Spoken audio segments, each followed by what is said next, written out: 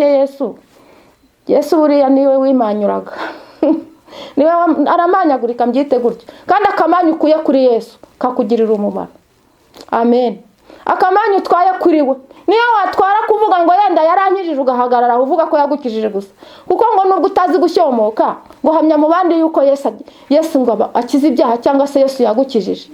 Uhamye gusa ufate kuri kamwe yagukoreye, kimwe cyonyine yagukoreye, ugihagarareho umuvuga uko wamubonye. Ngo inkuru ngo uko Yesu bamuvuze niko namubonye.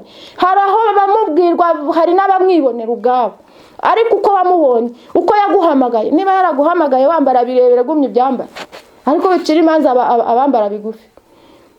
Niba yaraguhamagaye mu bihugu byo hanze, hari ibihugu by'abanyaburayi bitewe n'ingero y'ubutita, bo ntago bakwambara nkatwe kuko harakonja. Ariko nubona umunyaburayi yiyambariye ibikote n'ibipantaro, wimucira imanza kuko yahamagawe ari uko nguko. None si ijuru rizagibwamo n'abambaye ingutiya gusa? Ubu si ijuru rizagirwamo n'abanyarwanda gusa, cyangwa rizagirwamo n'abazungu gusa, cyangwa rizagirwamo n'abarundi gusa? Buri muntu abo wejejwe mu itora. Haleluya. Ndabaramukije nanone mu izina rya Yesu. Ni wa mugore Yesu yagiriye neza kiri umwana. Turashimira Imana itugejeje kuri uno munsi. Turashimira Imana ibyemeye ko uyu munsi twongera kuganira ku ijambo ryayo.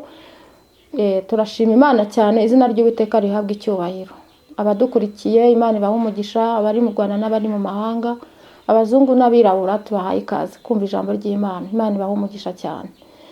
Nagira ngo dutangire dusenga nk'uko bisanzwe. Imana yacu turagushimiye ko wabanye natwe, ukaba wemeye ko uyu munsi nanone tugaruka muri uno mwanya. Uhabwe icyubahiro. Rero Umwuka Wera nabane natwe n'abagiye kumvira ijambo, icyubahiro kibi cyawe mu izina rya Yesu. Amen.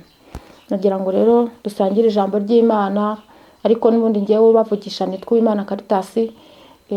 Chano yanjye n'ubundi ni Uwimana nayo mazina.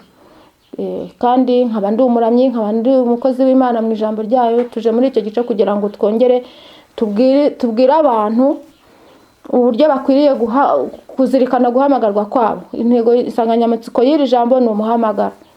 Urareba uko wahamagawe, urareba uburyo ukwiriye kubikomeza, urareba n'uburyo udakwiriye gucira abandi imanza nkaho wowe wagize yugira.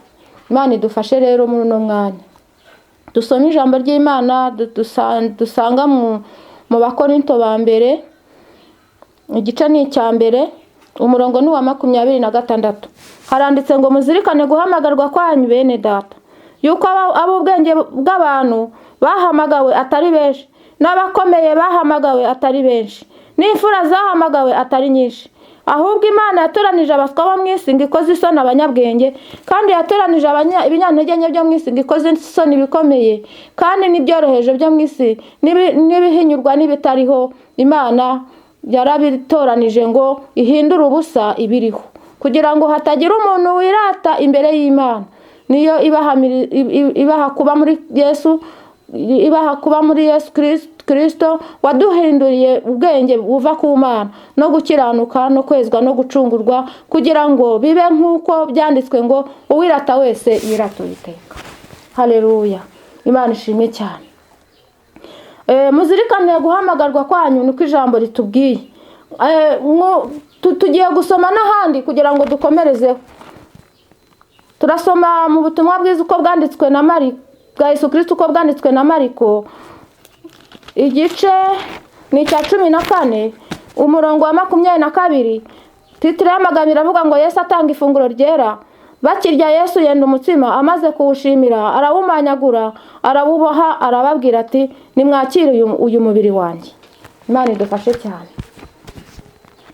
Rero tugiye kuganira ku cyerekeranye n'umuhamagaro. Umuhamagaro buri wese azirikane guhamagarwa kwe. Guhamagarwa k'umuntu gutandukanya n'ukundi.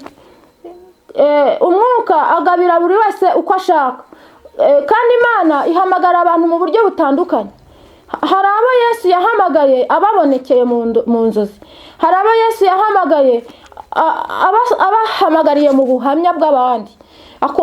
Jewe ndi umwe mu bantu bahamagariwe mu buhamya, numvise ubuhamya nta n'urusengero naye nagiyemo. Nkuko wakumva n'ijambo ry'Imana urireba hano utagiye no mu rusengero ariko ugahita ufata umwanzuro wo kwihana, kuko hano naho Yesu yahakorera, kuko yavuze yabwiye abantu ati nimutamvugira n'amabuye azavuga. ubu ngubu se bavuga ngo hari kuvuga iki? Ni ibintu by'amabuye nyine biri kuvuga Yesu ari kuvugiramo, kugira ngo nawe wumve nubwo utakijya mu rusengero cyangwa ukaba utararugeramo ubyumvire no kuri telefone yawe cyangwa kuri radio cyangwa kuri televiziyo, hose Imana irahakorera. Ubwo rero umuhamagaro wawe ushobora kuba utandukanye n'uwanjye, ariko icyangombwa nuko witaba ijwi ry'Umwami.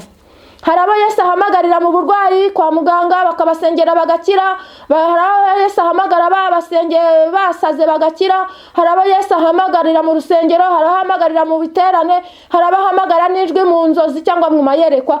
Yesu ahamagara abantu mu buryo butandukanye, ariko umuhamagaro wose wahamagawe ukore neza nk'uko yaguhamagaye. Kandi muri ino mihamagaro iratandukanye. Udusomye ijambo rivuga ngo Yesu ngo atanga ifunguro ryera yamanyaguye imigati arabwira ati nimwakire murya mwese, abaha n'inkongoro y'umutobe arabwira ati nimwunyweho mwese, muzajye mubikora munyibuka, muziririze ibyo bintu mubikomeze mujye mubikora ibihe byose. Ariko iyo ngenzuye nsanga mbwirijwe n'umwuka w'Imana, nsanga buri torero utu tumanyu yamanyaguye ko mbyumva mu mutima wanjye. Ni amadini, ni amatorero ataramye, buri wese yagiye atwara akamanyu. Mu gihe cy'akarengane k'abigishwa, ubwo babaga banejejwe no kumanyagura imitsima birira, buri wese azana icyo yejeje bakarya, bakizura umwuka bakihanura bakishima, Imana yarabarebye ibonera guhomba. Kandi yari yarababwiye Yesu ko bazabarenganya babamuhora. Barangije baravuga ati reka tujye twirira twigumira aha ngaha, twirire tunezererwe ubundi dutahe. Birangije habaho akarengane, babiri bakanyura aha, bandi babiri bakanyura aha, bandi babiri bakanyura aha, babiri bagenda kubwiriza, ubwo batwaye akamanyu kamwe kitwa kwizera Yesu. Aho bageze bagashinga itorero, abandi aho bageze bagashinga irindi, abandi aho bageze bagashinga irindi. Yesu buriya muri make Yesu buriya niwe wimanyuraga niwe aramanyagurika mbyite gutyo. Kandi akamanyu ukuye kuri Yesu kakugirira umumaro. Amen. Akamanyu twaye kuriwe niyo watwara kuvuga ngo yenda yarankijije ugahagarara uvuga ko yagukijije gusa, kuko ngo nubwo utazi gushyomoka ngo hamya mu bandi yuko Yesu ngo akize ibyaha cyangwa se Yesu yagukijije. Uhamya gusa ufate kuri kamwe yagukoreye, kimwe cyonyine yagukoreye, ugihagarareho umuvuga uko wamubonye. Ndi nkuru ngo uko Yesu bamuvuze niko namubonye. Hari aho bamubwirwa, hari n'abamwibonera ubwabo, ariko uko wamubonye, uko yaguhamagaye. Niba yaraguhamagaye wambara birebere gumye ibyambara, ariko bicira imanza abambara bigufi. Niba yaraguhamagaye mu bihugu byo hanze, hari ibihugu by'abanyaburayi, bitewe n'ingero y'ubutita bo ntago bakwambara nkatwe kuko harakonja. Ariko nubona umunyaburayi yiyambariye ibikote n'ibipantaro, wimucira imanza kuko yahamagawe ari uko nguko. None si ijuru rizagibwamo n'abambaye ingutiya gusa? Ubu si ijuru rizagirwamo n'abanyarwanda gusa, cyangwa rizagirwamo n'abazungu gusa, cyangwa rizagirwamo n'abarundi gusa?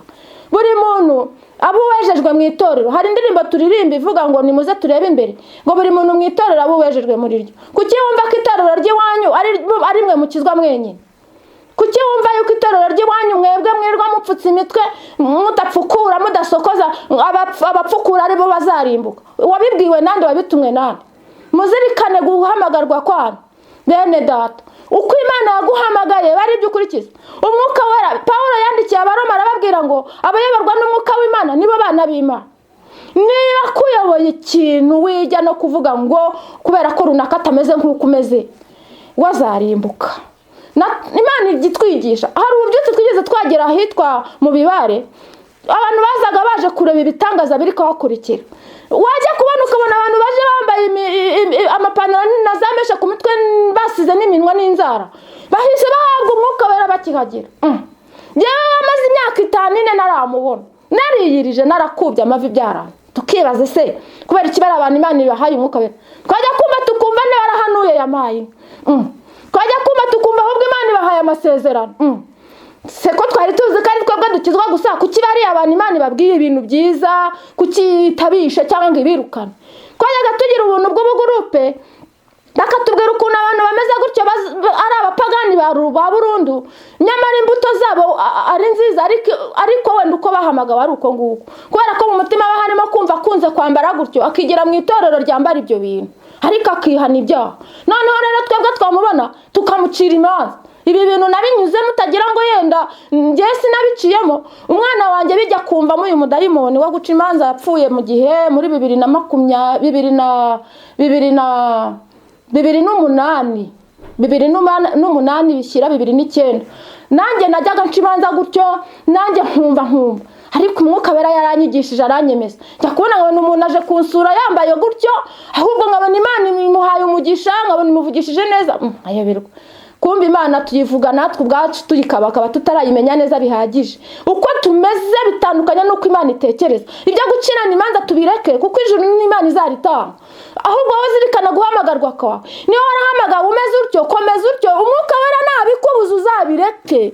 Ariko umuntu ye kugucira imanza ngo wowe wumve ugushije ishyano.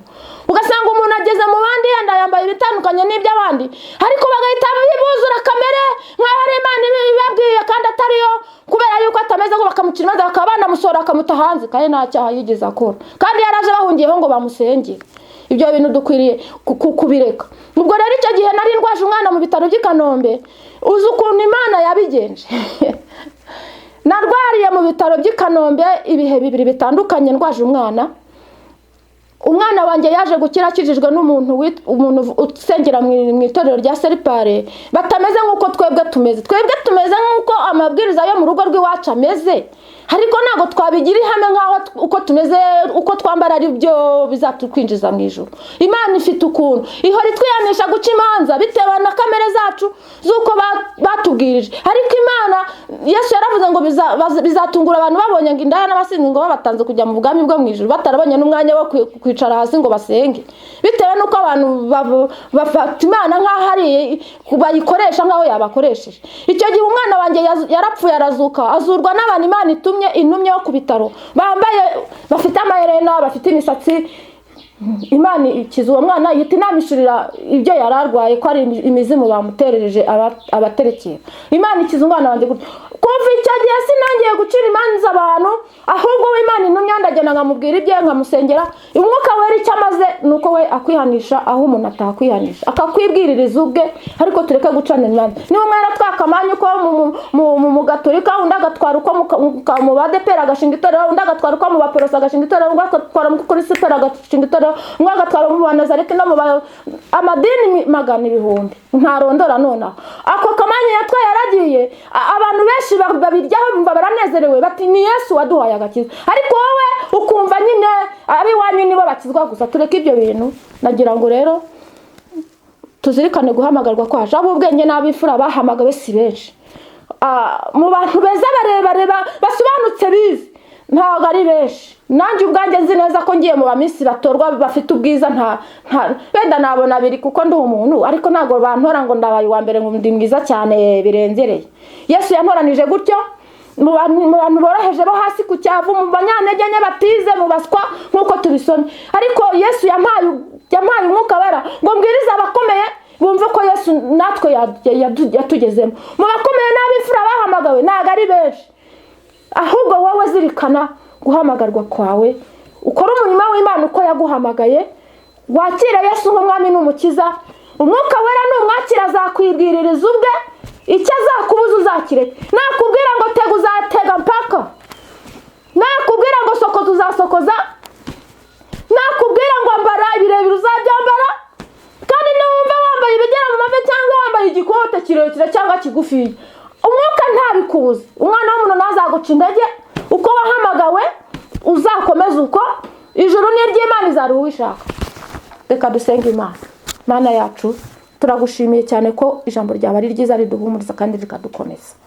Fasha abantu baciwe intege n'abandi kubera kubatoteza, bakomeza imbaraga bahawe n'umwuka wera, kandi umwuka wera abayobora kuruta uko umuntu yabayobora, kuko nta muntu utanga ijuru uretse wowe.